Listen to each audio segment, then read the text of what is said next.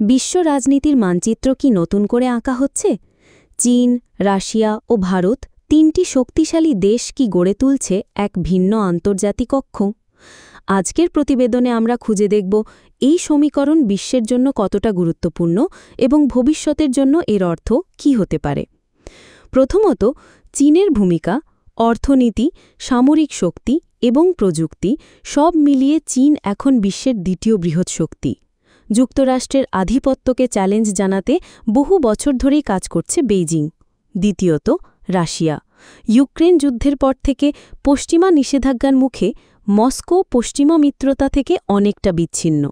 এই শূন্যস্থান পূরণ করছে চীন ও ভারত। রাশিয়া এখন আরও বেশি নির্ভর করছে এশিয়ার বাজার ও এশিয়ার কূটনীতির ওপর। তৃতীয়ত, ভারত। বিশ্বের সবচেয়ে বড় গণতান্ত্রিক রাষ্ট্র, দ্রুত বর্ধনশীল অর্থনীতি।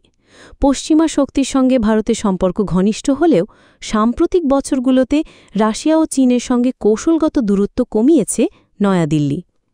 একই সঙ্গে ব্রিক্স জোটার মাধ্যমে এই তিন দেশ অর্থনৈতিক ও ভূ-রাজনৈতিক একটি নতুন কাঠামো দাঁড় করানোর ইঙ্গিত দিচ্ছে।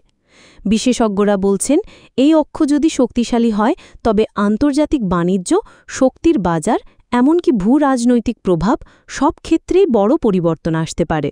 তবে প্রশ্ন রয়ে যায়, ভারত কি সত্যিই চীন ও রাশিয়ার ঘনিষ্ঠ সহযোগী হবে, নাকি যুক্তরাষ্ট্র ও পশ্চিমাদের সঙ্গে সমান তালে ভারসাম্য রক্ষা করবে? বিশ্ব এখন এক অস্থির সময় পার করছে। একদিকে যুক্তরাষ্ট্র ও পশ্চিমা জোট, অন্যদিকে ধীরে ধীরে শক্তিশালী হতে থাকা এশিয়ান নতুন মৈত্রী। চীন, রাশিয়া ও ভারতের এই নীরব সহযোগিতা কি সত্যিই নতুন বিশ্ব ব্যবস্থা গড়ে তুলবে, নাকি এটি কেবল রাজনৈতিক অবস্থান শক্ত করার একটি কৌশল? এখনও উত্তর স্পষ্ট নয়। তবে একটি জিনিস পরিষ্কার, বিশ্বের নজর এখন এই তিন শক্তির দিকে।